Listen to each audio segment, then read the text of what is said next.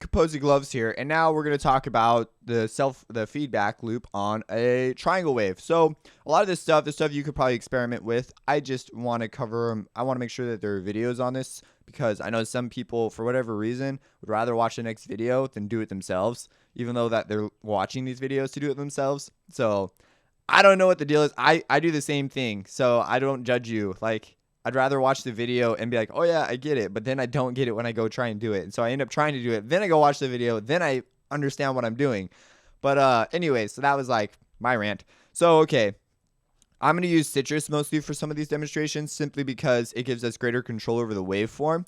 However, the control over modulation and actual compositional standpoint of some of this is better with FM8. Now, yeah, I'm going to leave that there. So, okay. So we have Citrus. What happens when you feedback? So we have a triangle wave. What happens when you feedback triangle wave into itself?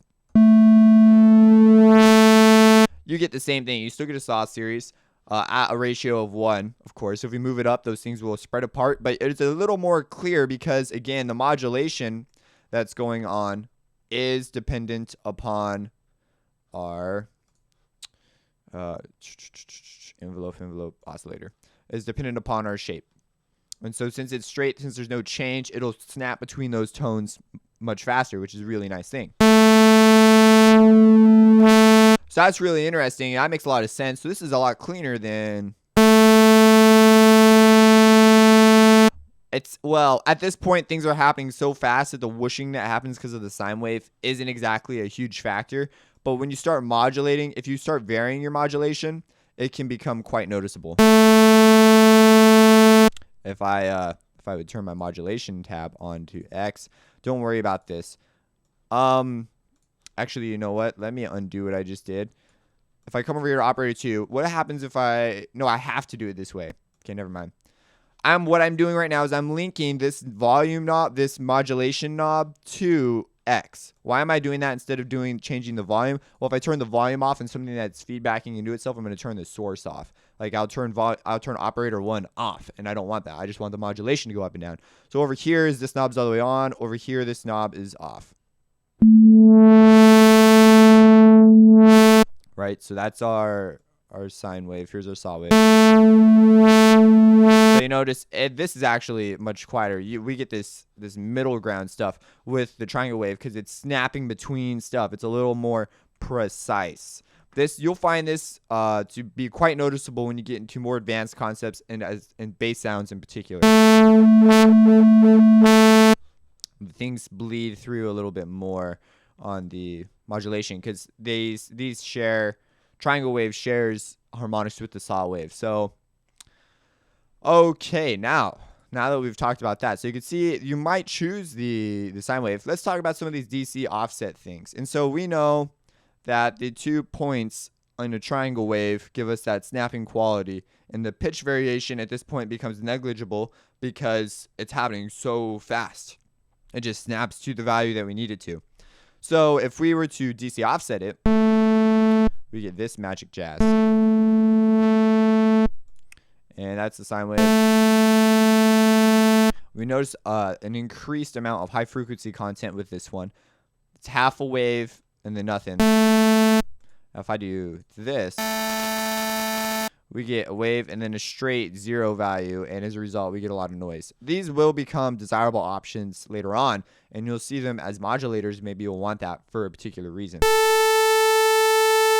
You see we get a lot more noise in the middle when we mess with the DC offset options. So, okay, that makes sense. Now, what if we do that with the triangle wave? Oh, that's kind of interesting. What just happened? Well, we just took our straight point. Now we've only got 1 point, so it's only got one value to snap to. And it's sort of an interesting thing to listen to. Let's turn 2 down and operate 1 by 2. And let's leave 1 as a sine wave. So right now, with this off, we have that. With 2 on, we're going to make 2 a triangle wave. We're going to operate it to modulate it more. Okay. Now it sounds like the pitch is changing. Remember, it's logarithmic. So it sounds like the pitches are getting closer or farther away, but it's a logarithmic graph. It's linearly following all the rules. Like this is 63 to 125. However, there's 4,000 to 8,000. So it sounds like the pitch is getting closer, but in reality, it's not. It's a result of the way we hear. So, okay, so that makes sense. We're familiar with this. We know the 2 points. Oh, yeah, no change in slope, so that makes sense. What if we do something like this? Let's say do the basic one, this. It's like, what? What if we turn it off? Whoa, it changes pitch. Now we get 3 because there's 3 changes in slopes. And if we over here, it just happens twice as fast now.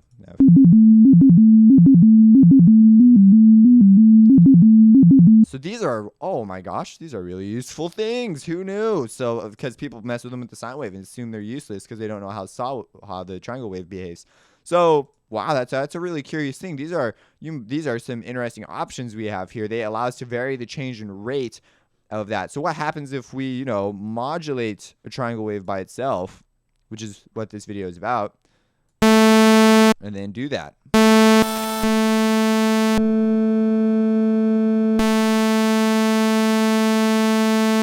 We get, as you can see, it changes the amplitude of our signal.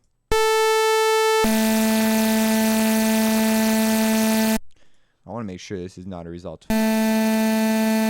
So, okay, so there's a little bit of aliasing going on. So that's really cool. Now, that's basically the main principle of the triangle wave. And the other ones, I guess we could talk about the other self-modulator relationships real quick. If I come over to the saw wave, it's a saw wave. And the click goes away because it's happening so fast. Well, let's go back to the triangle wave real quick. Now let's increase the ratio.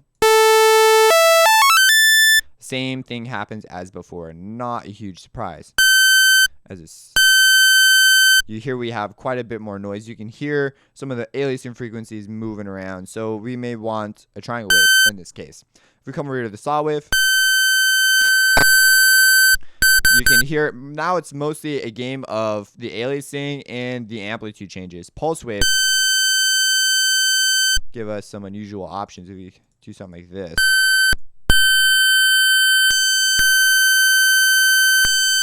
So if we bring this back down to a saw wave,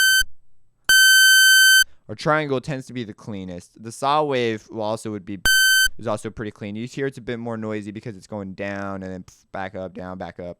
Versus 2 distinct points, it's a little bit more clear to us because it's not trying to click up there. When we get to audio rate ratios like we're doing right now, it's a little weird. So okay, so we have our triangle wave.